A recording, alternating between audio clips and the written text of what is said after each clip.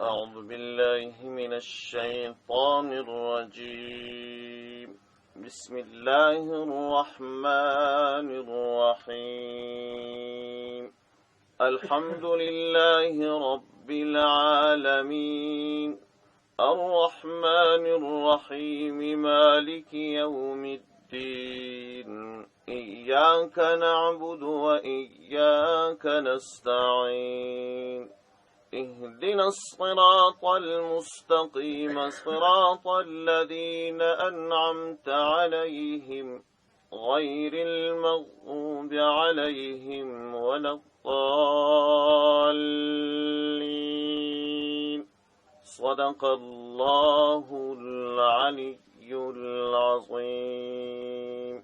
فتیر درس کې د سورة فاتحه یعنی الحمدلله فضائل هغه احادیث بیان سوه چې سید البشر صلی الله علیه وسلم د سورة فاتحه فضائل پکښ بیان کړي وه او د سورة فاتحه 12 نومان وه د هغو یادونه هم وسوه. اوس دوې خبرې لاسته. یوه خبره ځینې احکام دي د سورة فاتحه په اړه باندې او بل د سورة فاتحه تفسیر دی. په ننني درس کې چې ځینې احکام یا ځینې یادونې د سورة فاتحه اړوند دي هغه به بیان کو د الله په توفیق. لومړی خبره دا ده چې دغه سورة فاتحه د دې په آیاتونو کې د علماو اختلاف دی. اکثر علما دا وایي چې سورة فاتحه 7 آیاتونه دي او په دې کې هیڅ شک نه ویني. یوازې یو عالم دی هغه د سورة فاتحه 6 آیاتونه بولي او ځینې علما بیا دي چې هغه د سورة فاتحه 8 آیاتونه بولي. د دغه دوو قولو چې هغه هم 2 علما دي اقوال شاذ تفسیر بللی دي.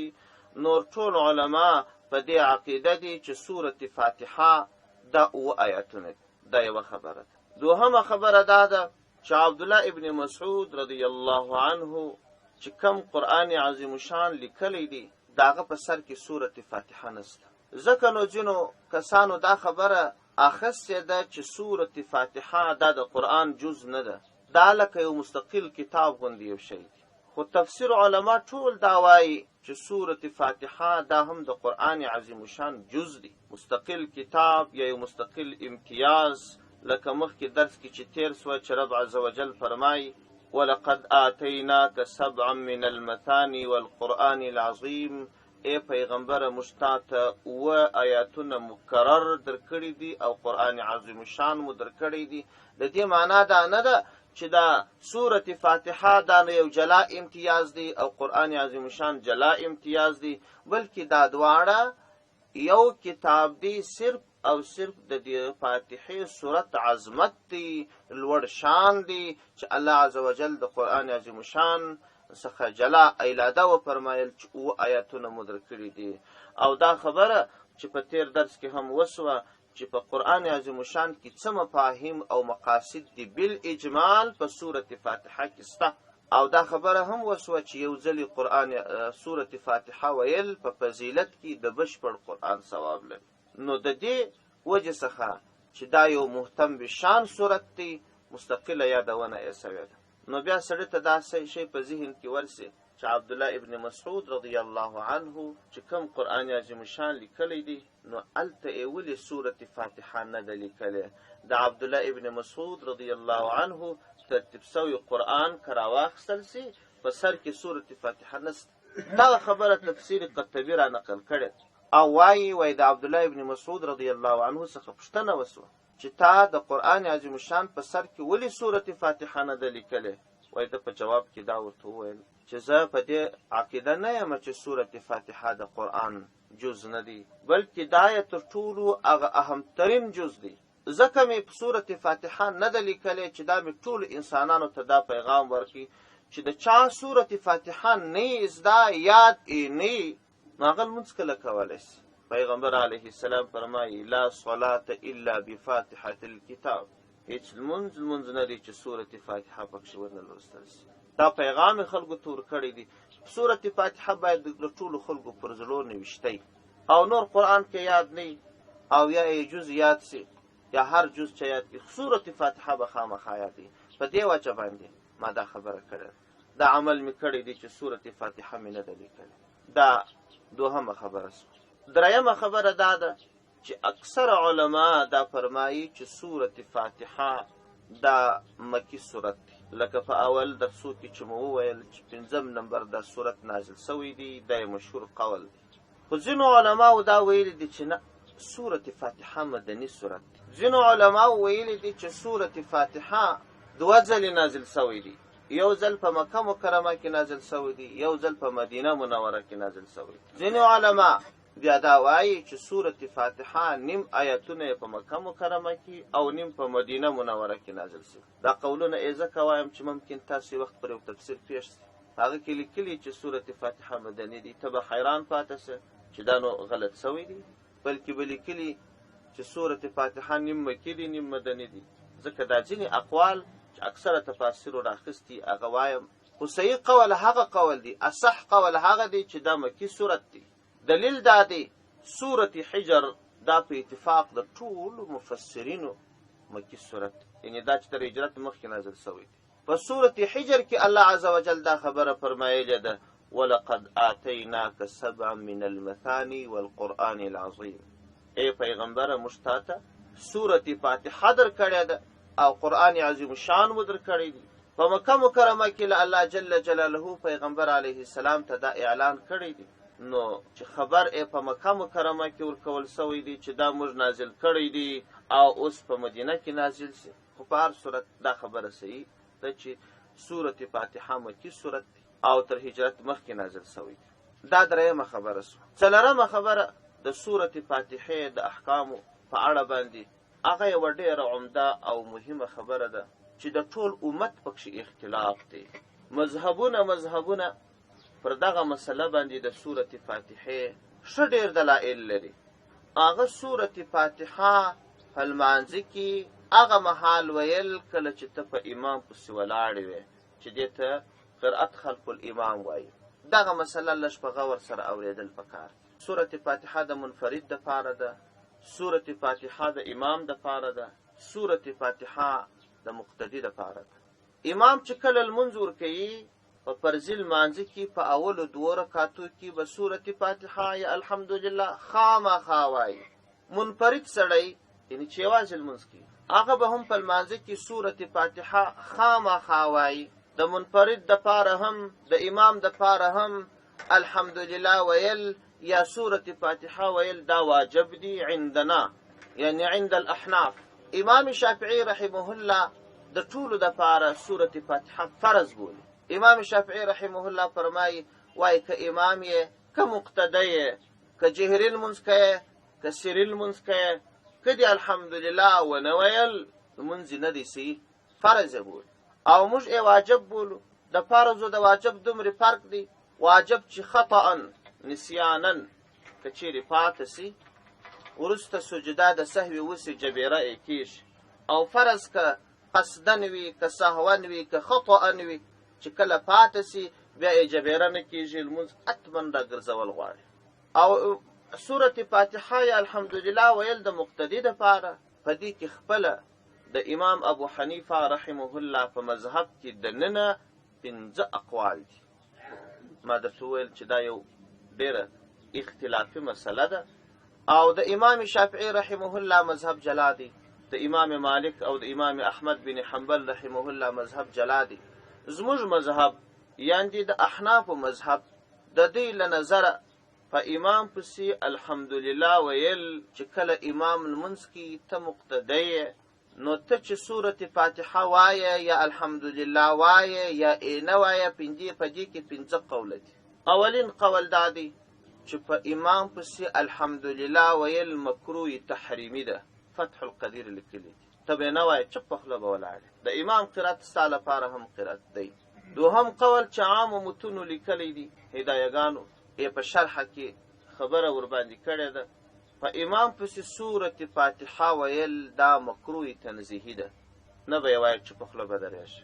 درېیم قول دا دی چې په امام پسې سورة فاتحه ویل دا مباح عمل دی، که وایې که نه وایې. څلورم قول دا دی چې په امام پسې سورة فاتحه ویل دا مستحب یا مستحسن عمل. پنځم قول دا دی چې په امام پسې سورة فاتحه ویل واجب دي. په دې پنځو قولونو کښې مفتابه قول دا دی چې په امام پسې الحمدلله ویل مکروه دي، نه به یې وایه. دا راجح او مفتابه قول دی. هر کله که امام المنځ کوي ته مقتدی، که امام جهري المنځ کوي که سري المنځ کوي، تا ته الحمدلله ویل منع دي. او په جهري المنځو کې دا خبره نه ده، دا په سري المنځو کې ده. په جهري المنځو کې درې واړه مذاهب، یعنی امام ابو حنیفه رحمه الله، امام مالک رحمه الله، امام احمد بن حنبل رحمه الله، درې واړه دا وایي چې په جهري المنځو کې به نه وایي، چپ پاته.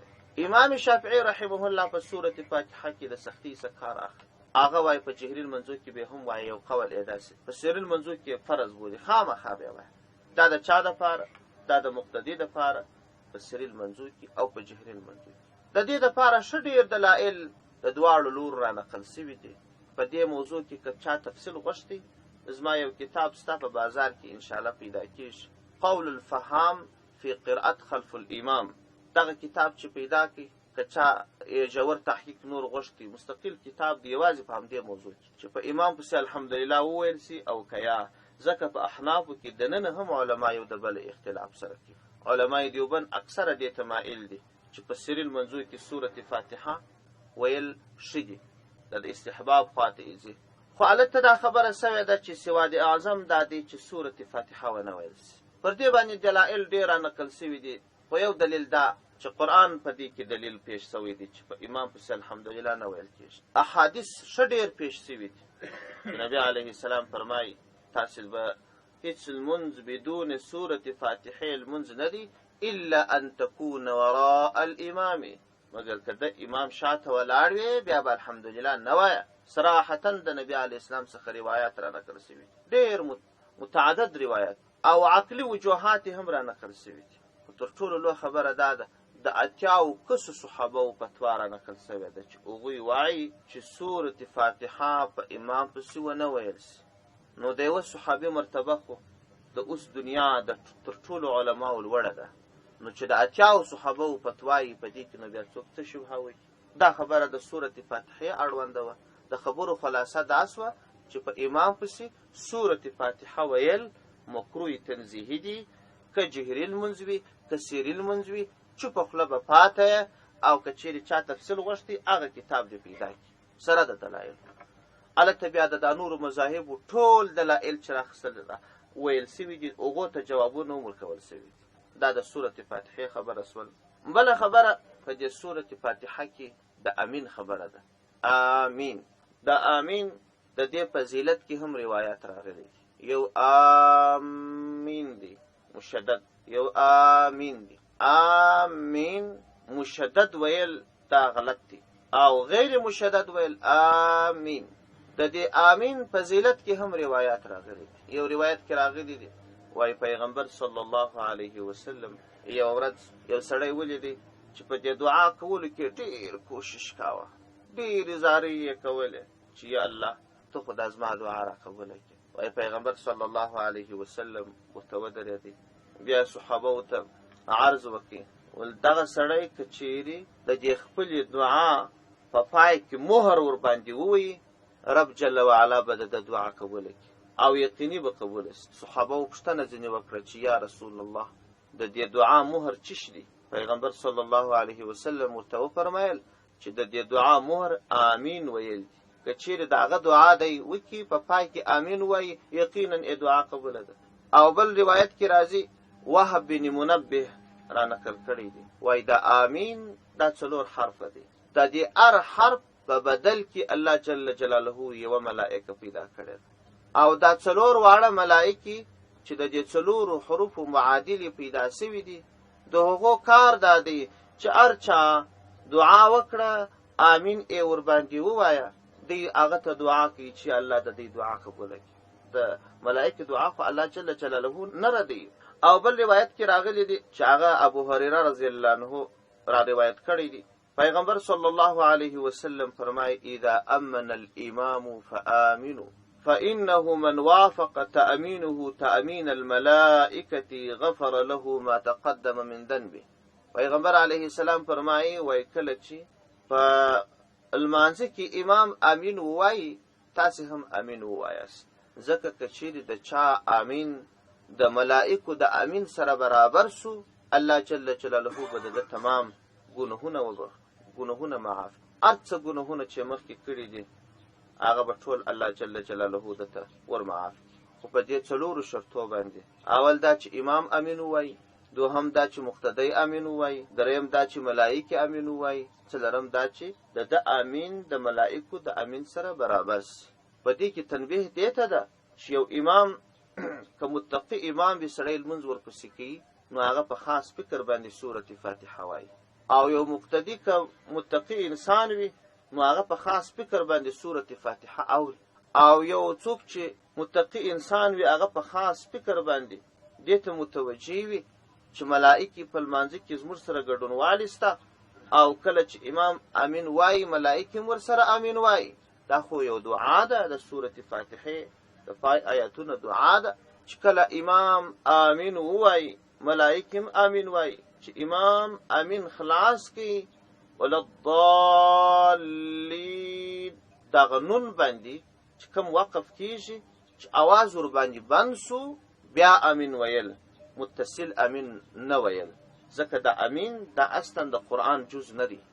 نو ځکه علما فرمایي وای چون امین دا د قرآن جز نه دی، نو ته به فصل د امین او د وللضالین د نون کوې چې دا معلومه سي چې کومه برخه د قرآن سوه او کومه برخه غیر د قرآن څخه سوه. کله چې وللضالین خلاصو نو برخه د قرآن خلاصه سوه، امین غیر د قرآن څخه دی، قرآن نه دی، نو دا سکته به کوي. امام چې امین خلاص کی متصل ملائکه امین وای نو تاسو به هم امین وایاست. دا ډیر د ګټې ځای دی. دا د امین په فضائلو کې دا خبره را نقل کړې. یو روایت کې راغلی دی چې امین دا یو درجه په جنت کې ده. دا اصلا د فضیلت د دې امین شي، او د امین په معنا کې هم ډیر اقوال راغلي دي. یو قول راغلی دی عبد الله ابن عباس رضی الله عنه فرمایي وای ما د نبی علی السلام څخه پوښتنه وکړه چې د امین څه معنا ده. وای پیغمبر علی السلام راته وویل چې د دې امین معنا دا ده رب فعل، یا الله زما دغه کار راته سره. او مقاتل دا یو مشهور تابعی دی، هغه وای هو قوة للدعاء و استنزاد للبرکت. څوک امین وای دا د هغه دعا قوت دی او د برکت طلب د نزول دی، طلب د نزول کول د برکت. او چا ویلی دی بیا بعض علماء وای دی امین معنا دا د اللهم استجب لنا، یا الله زموږ دا دعا قبولوي. یو بل قول راغلی دی وای امین دا د الله د نومونو څخه یو نوم دی. خو دا ټول اقوال پر دوه خبرو باندې دلالت کوي. یو دا چې امین دا یو فضیلت والا لفظ دی، دوهم دا چې د دعا د قبولولو لپاره تر ټولو ښه وسیله ده. نو ځکه د هرې دعا وروسته امین ویل، یا چې امام دعا کوي دی هم امین امین وایي. یو خو اسې امین دی چې دا زموږ خلک یې په عادت کې وایي، چې مولوي صاحب لاس پورته کړي وایي الحمدلله رب العالمین، بس نو لاس منځري پورې امین یا رب العالمین. نو الحمدلله رب العالمین چې وایي دا خو دعا نه ده. هر امام هر مولوي صاحب چې دعا شروع کوي نو د دعا په سر کې حمد وایي، الحمدلله رب العالمین والعاقبة للمتقین والصلاة والسلام على رسول خیر خلقه.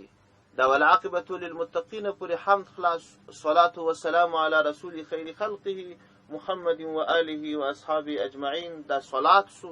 وروسته نو مولوي صاحب دعا شروع کی اللهم اغفر لنا، تاسې به وایاست چې آمین، الله دا دعا قبولوي. وروسته نو هر ځای چې مولوي صاحب وقف وکړي نو یوه جمله تامه سي، یوه غوښتنه تامه سي، نو هلته ته بیا امین وویل سي. دا چې مولوي صاحب مابینځ کې دعا کې هم د امین امین نارې شروع وي، په حمد صلات کې هم وي، او د دعا په پای کې بیا هم مولوي صاحب چې دعا کوي حمد صلات وایي، نو مقتدیان هم امین وایي. بس نه لږ فکر په کار دی، توجه کېدل په کار. بله خبره لا دا چې د امین امین چې وایي نو اکثر ته زه ګورم شاوخوا ګوري، فکر یې نه وي، سعادتاً یې وایي. دعا خو هدف دا دی الله ته تضرع، عاجزي، او په یو خاص ډول باندې د الله څخه غوښتنه. او دا چې سړی شاوخوا ګوري په دې نه خبر چې امین څه معنا او ما لاسونه پورته کړي دي زه د چا څه غوښتنه لرم. دا چې عادت دی او که دعا ده دا سره بېلول پکار دي. په تش عادت باندې غوښتنه ستا نه پوره کېږي، ته به د دعا په ډول باندې مؤدبانه او په تضرع او خشوع باندې د الله څخه غوښتنه کوې. فکر به دې دا وي چې زه غوښتونکی یم، الله ورکوونکی دی، او مولوي صاحب چې دعا کوي زه امین وایم، یا الله ته دا دعا قبوله کړي. زه الله ته زارۍ کوم چې دا څه وایي، دا څه چې زه اورم دا خبرې ټولې الله را قبولې کړي. دا شی مهم دی. وروستۍ خبره ده چې د امین اړونده او د ویلو خبره ده. امین چې کله امام ووایي، دغه امین ویل پر امام هم ستا، پر مقتدي هم ستا. بعضو علماو دا خبره کړې ده چې یوازې مقتدی به امین وایي، خو دا مشهور او اصح قول دی چې امین ویل پر امام باندې هم ستا او پر مقتدي باندې هم ستا. امام ته هم لازمه ده چې امین به وایي. دا سنت عمل دی، د لزوم څخه مراد وجوب و فرضیت نه دی، سنت عمل دی. امام به امین وایي، مقتدی به هم امین وایي. دا چې امام امین وایي، مقتدی امین وایي، دواړه به په زوره وایي که به یې قرار وایي؟ عندنا یعنی عند الاحناف قرار به یې وایي، ځکه دا دعا ده. د دعا په اړه باندې رب عز وجل فرمایي ادعوا ربکم تضرعا وخفیه. تاسو خپل رب را بولئ، تاسو خپل رب ته دعا کوئ په عاجزي او په پټه باندې. نو کله چې موږ دعا کوو چې آمین اللهم استجب لنا، یا الله زموږ دا دعا قبوله کړي، دا دعا چې د الله څخه کوو نو دا به څنګه کوو؟ قرار. امام به هم قرار امین وایي، مقتدی به هم قرار وایي. دا نور مذاهب چې دي، مالکیه او حنبلیه او شافعیه، هغوی دا وایي چې امام به هم امین په زوره وایي، مقتدیان به هم امین په زوره وایي. خو دا زموږ مذهب دی او مفتبهي قول دی، او پر موږ باندې عمل کول، تعمیل د دغه امین قرار دا لازم دی. دا د دې سورة فاتحې اړونده د احکام اړونده څه خبرې وې. اوس نو د سورة فاتحې تفسیر څنګه دی انشاءالله که ژوند و په راتلونکي درسو کې به هغه وي. سبحان ربك رب العزة عما يصفون وسلام على المرسلين والحمد لله رب العالمين.